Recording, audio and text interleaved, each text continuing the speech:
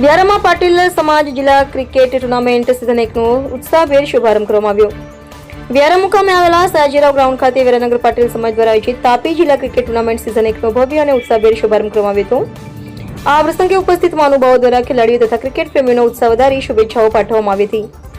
શુભારંભ પ્રસંગે સોનગઢ નગરપાલિકાના પ્રમુખ શ્રીમતી સારિકાબેન પાટીલ, ડીવાયએસપી શ્રી નરવડે સાહેબ, વ્યારા નગરપાલિકાના માજી પ્રમુખ શ્રીમતી દીપાલીબેન પાટીલ, વ્યારા નગરપાલિકાના કારોબારી અધ્યક્ષ શ્રી દિલીપભાઈ જાદવ, બારડોલી નગરપાલિકાના સ્ટેન્ડિંગ કમિટીના અધ્યક્ષ શ્રી જીતુભાઈ પાટીલ, છત્રપતિ શિવાજી મહારાજ આંતરરાષ્ટ્રીય પરિવારના ચીફ કોર્ડિનેટર શ્રી સુનિલભાઈ પાટીલ, એડવોકેટ શ્રી જિગ્નેશભાઈ પાટીલ, વિશાલભાઈ પાટીલ સહિત સમાજના આગેવાનો, હોદ્દેદારો અને સ્થાનિક નાગરિકો મોટી સંખ્યામાં ઉપસ્થિત રહ્યા હતા.